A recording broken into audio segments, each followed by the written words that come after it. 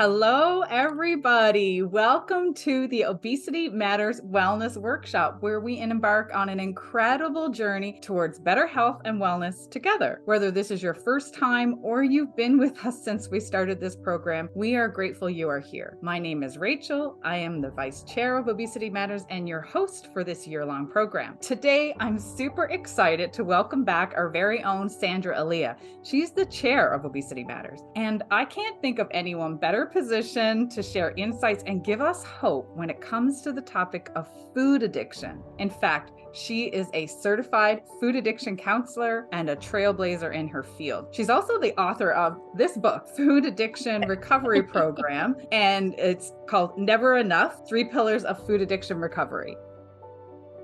It does seem like a lifetime ago. In my 20s, I was living with obesity, and I wish I could say my only problem was food and my weight, because I honestly thought that was my only problem, and I was on the hunt for that magic diet that was going to cure everything. But for me, food addiction, like most addictions, devastated every single area of my life. There was not an area that was not affected by my weight. So my marriage at the time was crumbling. It was falling apart. My career was stalling because I joined a firm at one weight, and this firm watched me gain over 100 pounds. And as I gained the weight, I sort of went more into the background and less client facing. And then I was put on a different floor and further back. I was in a really codependent relationship with my mom that I couldn't seem to manage because my only coping skill was food. And then I was off work. I was on extended sick leave. I was chronically depressed. It was every area. And so in a way, I'm grateful because I was able to hit a real rock bottom in my journey, 29 years old. And by that point, I had been a professional dieter for 15 years. I had, you name it, I tried it, not once, not twice, at least 3 times. I did a tally. And so again, we're going back 3 decades, somewhere around $12,000. So I don't know with inflation how much that would be today, because I would sit across at a table and whatever they said, I hated my body. I hated being in my skin. It didn't matter. I mean, there was a part of my brain like, that doesn't make sense. I don't think it's going to work, but they promised me quick and easy weight loss. So I was like, yep, I'll write the check, no problem. And it wasn't until I treated my eating and my weight as an addiction that I was able to let go of this idea of restricting, calories in, calories out, but more to have a peaceful relationship with food, to have sanity with food. Because after dieting for 15 years and trying every crazy gimmick out there, I didn't know how to eat. I honestly did. I didn't know if it was low calorie. I didn't know if it was high fat. I didn't know if it was high protein. I didn't know if I should be, I didn't know, and I didn't have peace. And I was stuck in that cycle of restricting, binging. And so I remember that day so clearly, just about to turn 30. I'm 100 pounds overweight. And I said, you know what? I don't care if I ever lose a pound again. I honestly didn't care. I just couldn't keep living the way I was living, and I couldn't keep eating the way I was eating. And I just had to figure out how to make peace with food. And I had to make peace with my body, because the self-disgust, the self-hatred, waking up every day hating my body, ultimately, it just drained me of energy, and it drained me of motivation, and it made me want to lie down.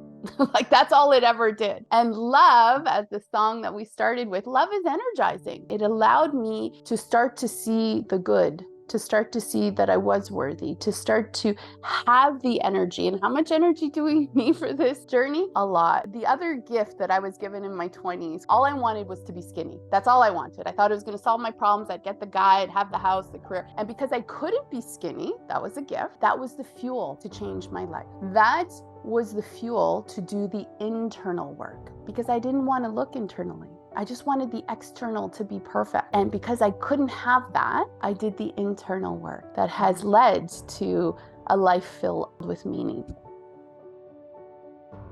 So the best definition I ever heard was when I was going through my certification, because we hear so many. So I'm going to read it to you, but then I'm going to say it in a way that I hope is going to click for everyone. So food addiction is the loss of control over the ability to stop eating certain foods, just certain foods, not all foods. And generally we know what they are, as the body becomes dependent on them. So scientifically, food addiction is a cluster of chemical dependencies on certain foods. So after the ingestion of highly palatable foods, sugar, excess fat, flour, grains, salt, some people develop physical cravings. And over time, the more we eat these foods, it distorts our thinking. And despite having negative consequences, so we can absolutely link negative consequences in our health, in our mood, in our mobility, we cannot stop. We just cannot stop. And so I always say someone who identifies with food addiction uses food in a very similar manner as somebody with alcoholism uses alcohol. There's millions of people out there that can enjoy a glass of wine and savor it and be in the moment. And then somebody with alcoholism can't do that because it ignites the hunt for more, and they're using alcohol to alter their state. And so it is with somebody with food addiction. It's that they're using food, and it's usually chemically engineered foods, to alter their state.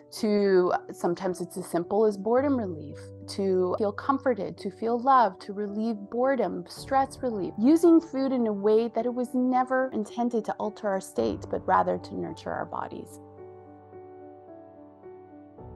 Whenever I present at conferences, or I often present to doctors to tell them a little bit about what food addiction is and what treatment options look like, inevitably the hand goes up and says, Sandra, you can't be addicted to something. You need to survive and to live. And yes, we all need food. But what we're talking about, what people are addicted to, is actually not food.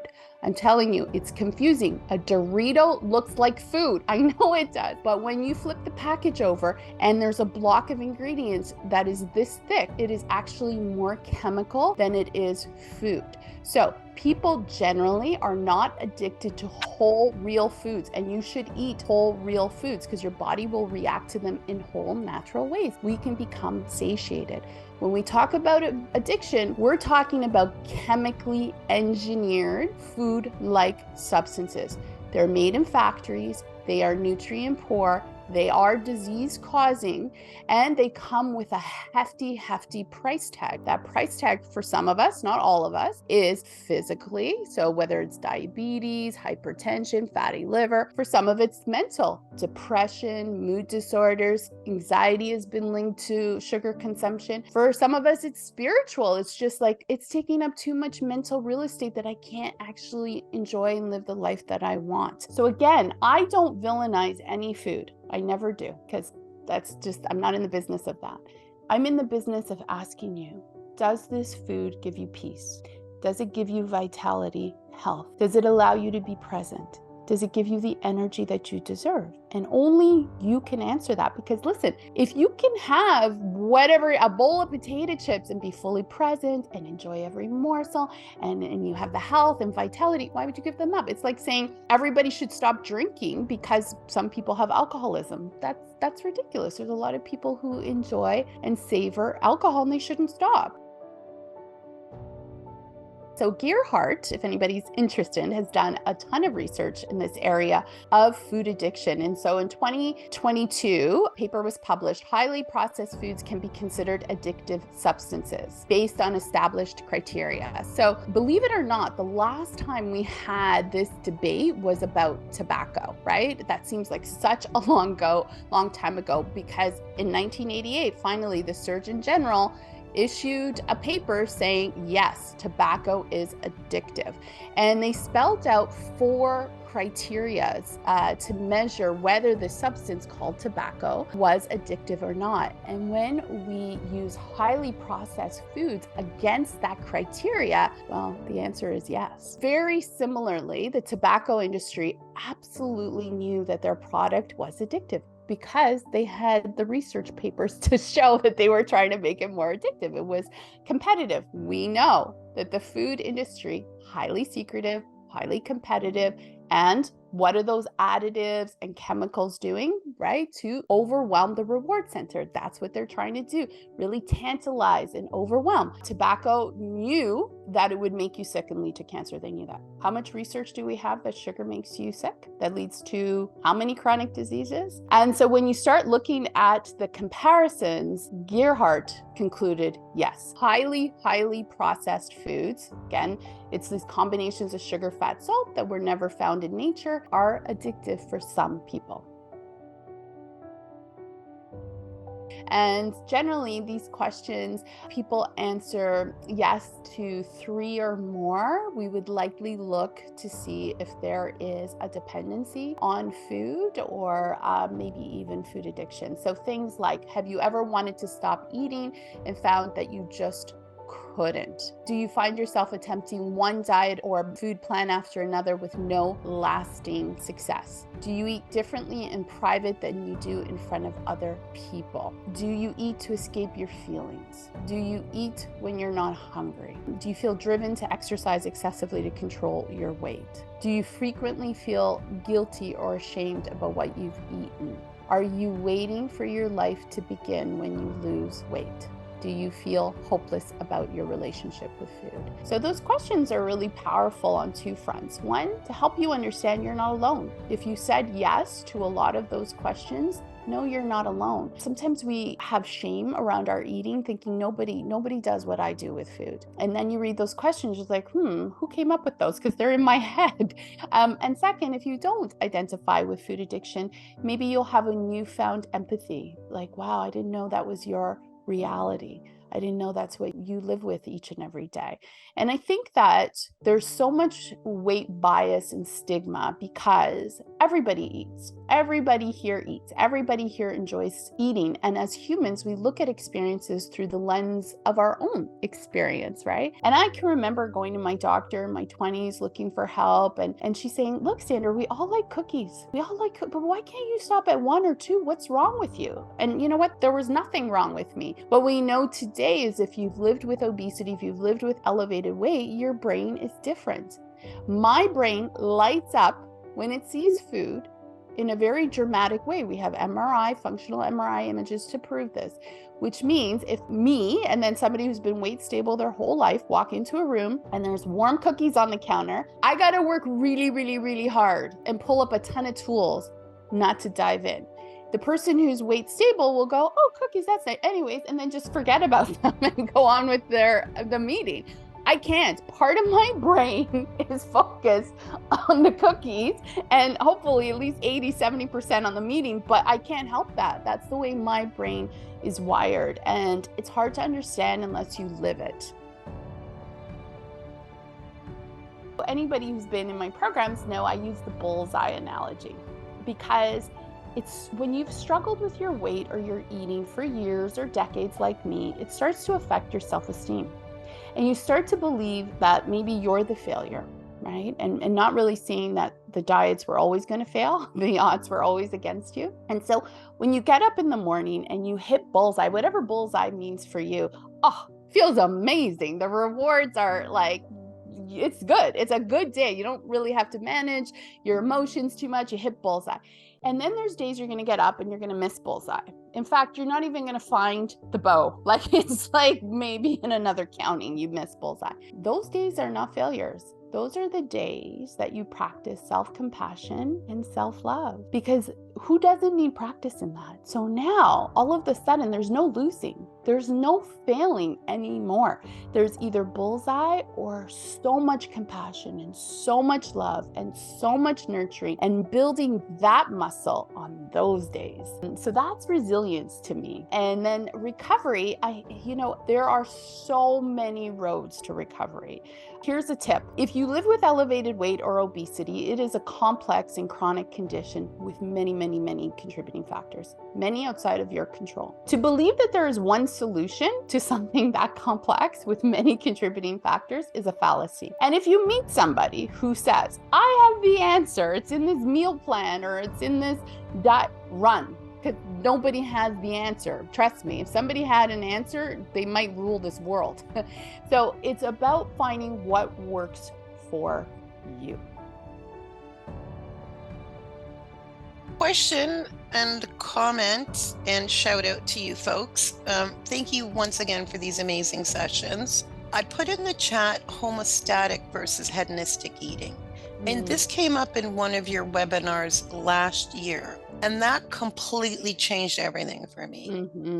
Because once I understood that that was being genetically and chemically created to sabotage me, 100%. It wasn't me then. So now I look at it, and again, it took a while, so I'm just sharing my experience. I looked at it and I realized this is chemically engineered to make me sick. And so, yeah, I want it, but I don't have it. So it took a while. So I encourage everybody, look at that relationship. There's so much science now on the hemostatic about, yes, we need protein and we need vegetables versus all of this totally garbage food-like product that is not food at all. So that really helped me. What also helped me along the path was the what if. And I still do that every day. I think, what if? So what if I go home and I don't go boxing tonight? I'm going to sit down, I'm going to eat some popcorn, and I'm going to feel really shitty about myself. And then that cycle will happen. But what if I go to the class? And what if I'm tired? What if I think, oh my God, I'm so tired, I barely made it through. It's an hour less time of being available to eat. Like sometimes I even have to think about it in that way. You feel amazing once you finish. So that what if in each of the scenarios, and that is how I deal with things, not just with food, but with work as well, right? Like, what if I do this? But again, shout out to you guys. You guys do such an amazing job, and the impacts that you create for people are long standing. So I so appreciate what you're doing. Oh, Rachel, you said so many helpful things. I don't even know where to start. I love that distinction between, I call biological need to eat versus hedonic eating, right? And so they need to be understood as separate mechanisms happening in different parts of the brain. And in fact, if all we had to do was deal with the biological need to eat, the stomach emptying, ghrelin being this hormone being sent to your brain, hey, it's time to eat, and we only had real foods available, there would be no obesity crisis. There would likely be no food addiction. Nobody goes home at the end of the day and says, I'm going to have 4 chickens and a bushel of broccoli, because you can't. So I love that versus the hedonic eating, which has nothing to do with survival and everything to do with pleasure. And your tool, so that's actually called future projecting, which is a fantastic tool, recovery of tool, saying, okay, if I eat this now, how am I going to feel in the morning, right? If I do this versus that, what is it going to feel like? That used to save me so much in the beginning, especially because I was a binge eater, and I would go home, let's say on a Friday night, and really have this uncontrollable urge to eat compulsively. I would say, okay, but if I do that, then I'm going to cancel my plans on Saturday. I'm not going to go out on Sunday. I'm likely going to call in sick on Monday. I can't. The price tag's too big. I can't do it. So great tool. Thank you. Yes, thank you, Rachel. I have to jump into this question around cravings then, just because I feel like this is the right time to ask this. We're talking about these foods that we're so tempted to just enjoy, even though they're really not food, they're food-like substances. What role does cravings play in food addiction recovery, and why are they so hard to manage? Yeah, I love the title of this session, From Cravings to Courage, because it does take a lot of courage to deal with cravings. I want you to understand that cravings are overwhelming.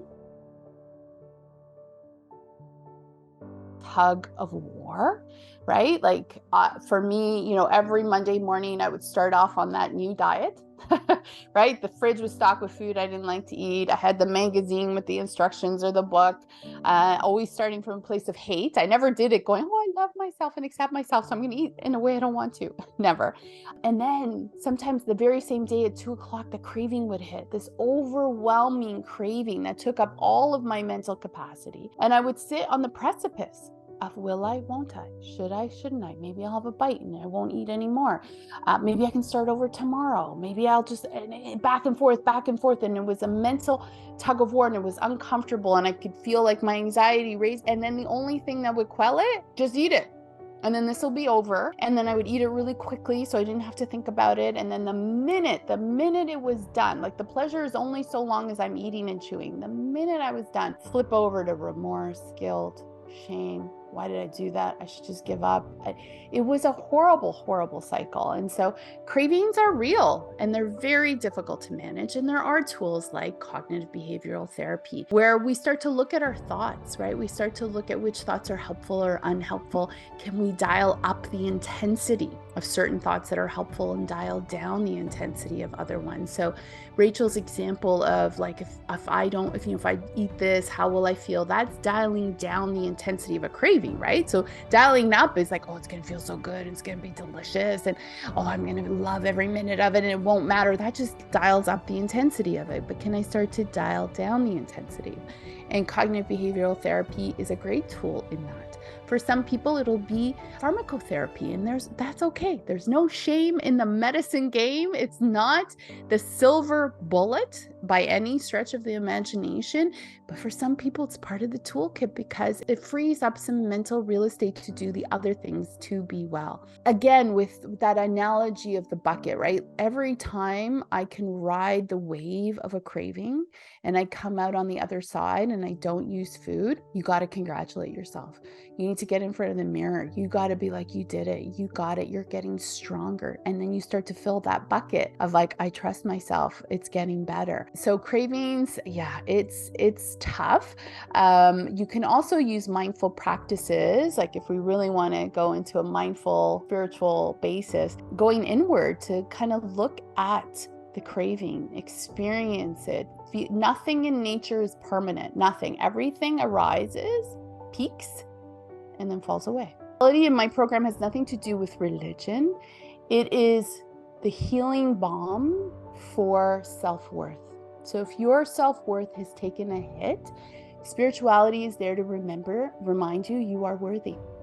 You were born a magnificent being, perfect. You were born perfect, with a power, with a calmness, with the spark of the divine.